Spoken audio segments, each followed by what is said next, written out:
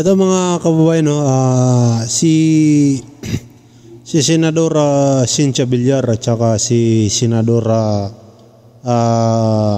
Risa Hontiveros, bahagyang talagang hindi lang bahagya, talagang nagkasagutan talaga.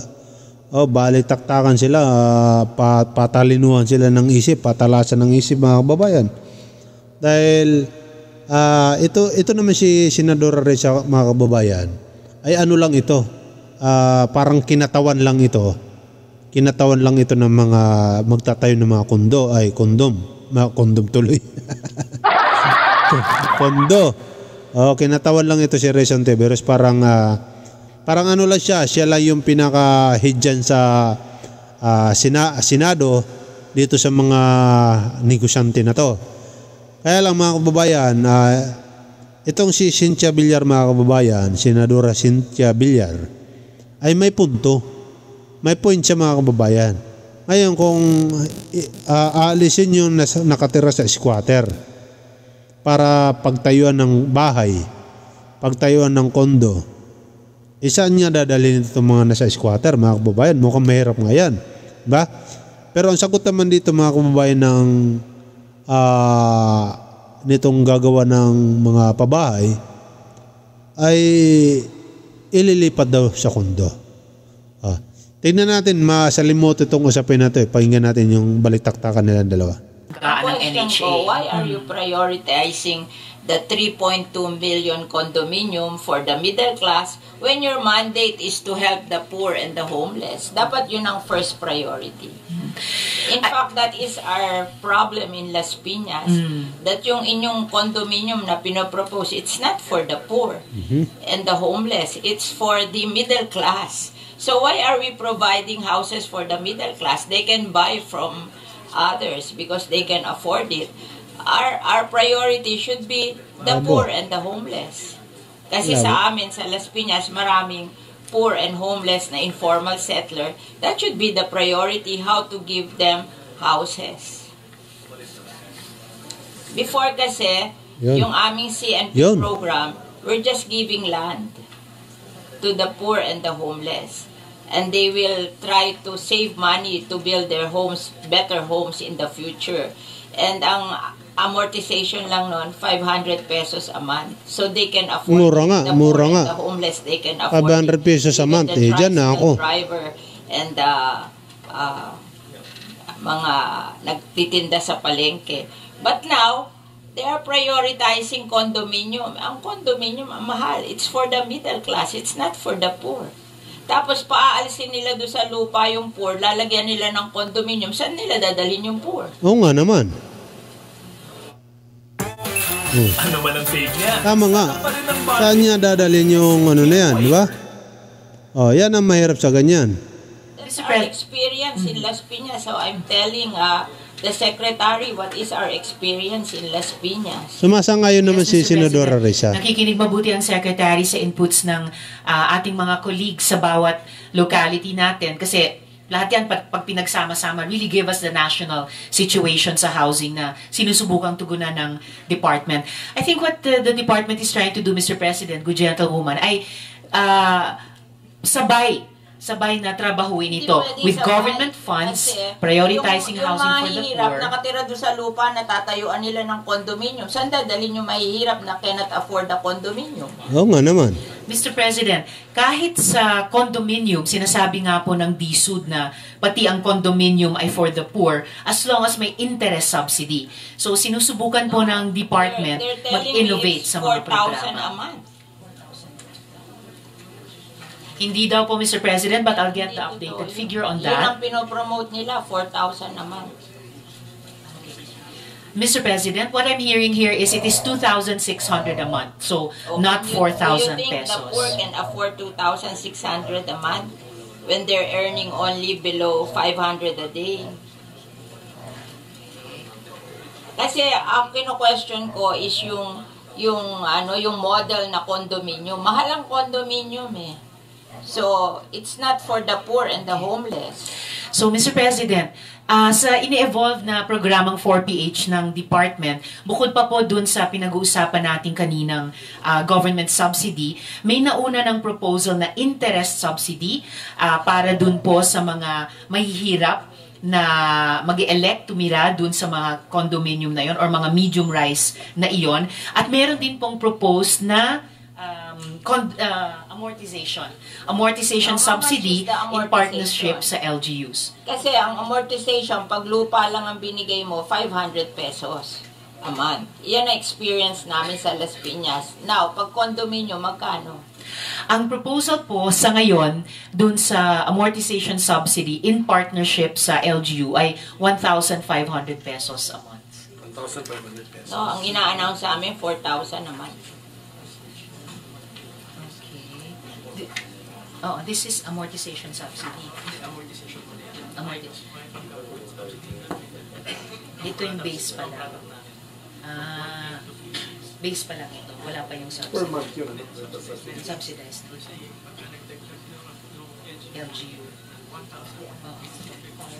I just want the DSUD to reconsider their condominium concept for the poor. Kasi parang hindi kaya ng mga mahihirap sa amin. Paaalsin sila doon sa lupa na tinitirhan nila, tatayuan ng condominium, hindi naman nila kaya yung condominium, where will they go? Oo nga naman. Tama. Hindi sila beneficiary.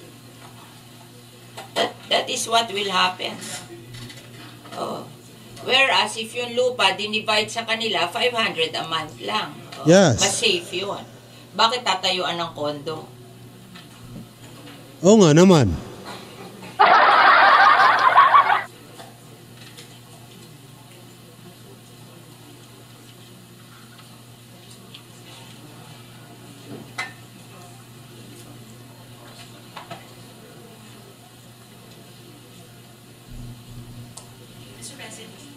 Mr. President, ang sinasabi po ng Secretary ay kahit dun sa mga lupa na sa ngayon tinitirhan ng mga informal settlers, kung dun din magtatayo ng mga halimbawa medium-rise condominium, sila rin mismo ang titira doon. So it's in Hindi nga nila obedience pa rin. ma-afford eh. That's where this comes in, Mr. President. Hindi nila ma-afford eh.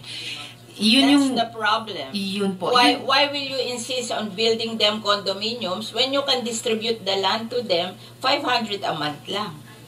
Ang babayaran nila. Why will you insist on building condominium? Dahil kikita ka doon sa contractor ng condominium. May porsyento ka doon, kaya i-insist mo yung condominium. Kasi sa condominium, payag naman yung mahihirap na i-distribute na lang yung land sa kanila, and that's 500 a month. Mr. President, kung naalala po ng Good Gentlewoman last year, sinimulan na nating i-advocate dito sa floor na to at nagbukas ang DSUD doon na yung dinedevelop nila noong 4PH program, wala pa po yung usapin ng government guarantee, ay maging bukas na i-implement in tandem sa mga proven na programa na sinusuportahan natin tulad ng CMP. Promoting that, and I don't think that's practical. That That's is why I'm questioning you para mag-isip kayo uli kung tama yung ginagawa nyo. Kasi nakalagay sa mandate to help the poor and the homeless. But the poor and the homeless cannot afford a condominium. Why not distribute the land under the community mortgage program na 500 a month lang ang ano nila? Ba't ayaw nyo nun? Katulad namin. Siyempre, ayaw nila dun. Walang kita dun eh. Some of ang homeless sa amin along the river drive na hindi naman pwedeng ibigay sa kanila yung easement ng ilog. They are being relocated to Naik. Ang ano doon, no down payment, 700 ang hulog, townhouse. O, mas better pa yon kesa magtayo ka ng condominium sa Las Piñas tapos hindi naman ma-afford ng mga tao. Saan mo dadalhin yung mga tao? O, paaalisin nyo doon sa lupa, tatayuan nyo ng kondo. Saan nyo dadalhin yung hindi kayang magbayad sa kondo? O, Sa gilid ng sa gilid ng kondo. Sa pinaalis mo doon sa lupa na Ibalik doon sa gilid ng kondo. tatayuan mo ng kondo. Tapos ibibigay mo sa middle class, tapos yung mga mahihirap, wala na namang bahay. You have to reconsider what you're doing. I think it's wrong. Yes, Mr. President. I think sa tulong ng Senado, dito sa mga budget plenaries natin, naisusulong natin yon. Hindi lang yung reconsideration, pero yung redesigning din mismo ng 4PH program. I think we have done the community mortgage program in Las Piñas for